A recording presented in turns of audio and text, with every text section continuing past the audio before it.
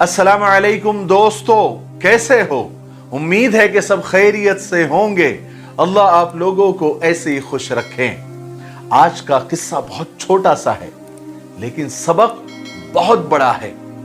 ऐसे बहुत छोटे किस्से मैंने बयान किए हैं जिसमें सबक बहुत बड़ा था। किस्सा छोटा सा था लेकिन सबक बहुत बड़ा था। ये उन्हीं में से एक है, बल्कि ये एक नंबर पर भी कहें तो शायद ज्यादती नहीं होगी। ये किस्सा सिर्फ सुनने लायक नहीं है बल्कि अमल करने लायक भी है। मैंने आज किसी जगह पर एक अमेरिका के एक रिटायर सरकारी ऑफिसर के बारे में एक छोटा सा किस्सा पढ़ा। मैंने कहा कि फौरन आपके साथ शेयर कर दूं। बड़ा ही जबरदस्त किस्सा है।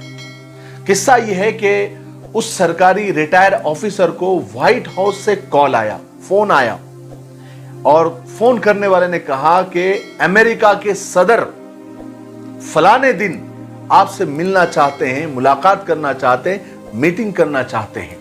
सोचिए अगर ये कॉल व्हाइट हाउस से हम जैसे किसी आम आदमी को आ जाए तो हम तो जमीन पर नहीं टिकेंगे, खुशी से पागल हो जाएंगे और बिना पंख के हवा में उड़ने लगेंगे। लेकिन उस रिटायर सरकारी ऑफिसर ने सॉरी कह दिया, माजरत कर दी। कहने लगा कि मैं उस दिन सदर से नहीं मिल सकता। फोन करने वाले ने वजह पूछी। वो तो हैरान हो गया कि ऐसे कॉल को कौन मना कर सकता है। तो उसने जरा रीजन पूछा, वजह पूछी, कारण पूछा। तो उस सरकारी ऑफिसर ने बड़ा हल्का सा रीजन दिया, छोटा सा रीजन दिया। कहने लगा कि मैं उस दिन अपनी पोती के साथ चिड़ियाघर जा रहा हूं घूमने के लिए। मेरी पोती बहुत दिन से जिद कर रही थी कि मुझे चिड़ियाघर जाना है, जानवरों को देखना है, तो मैं उसके साथ उस दिन चिड़ियाघर जा रहा हूं, इसलिए मैं अमेरिका के सदर को नहीं मिल सकता।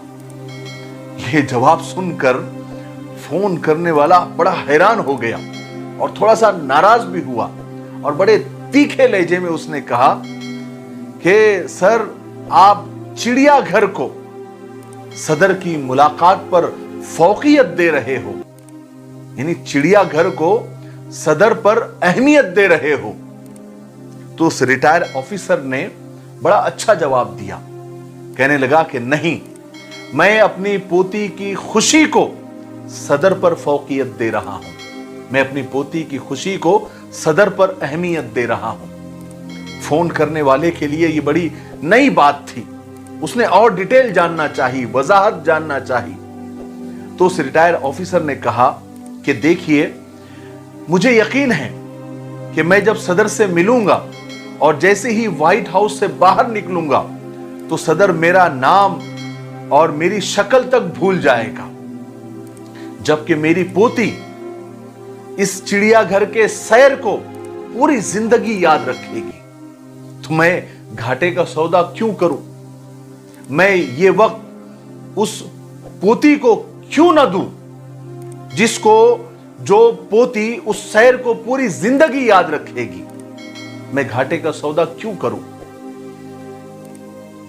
मेरी पोती उस दिन को, उस वक्त को, मेरी शक्ल को, मेरे नाम को पूरी जिंदगी याद रखेगी, जो मुझसे बेहद मोहब्बत करती है, जो उस दिन का बेसब्री से इंतजार कर रही है और उस वक्त के लिए घड़ियां तक गिन रही है।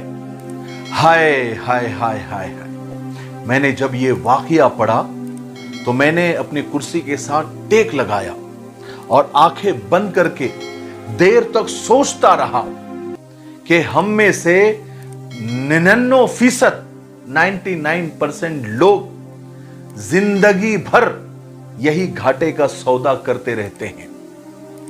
हम लोग हमेशा उन लोगों को अपनी जिंदगी के कीमती तरीन लम्हात दे देते हैं जिनकी नजर में हमारी कोई औकात नहीं होती, हमारी कोई अहमियत ही नहीं होती, जिनके लिए हम हो या ना हो कोई फर्क ही नहीं पड़ता, जो हमारी गैर मौजूदगी में हमारे जैसे किसी दूसरे शख्स से भी काम चला लेते हैं।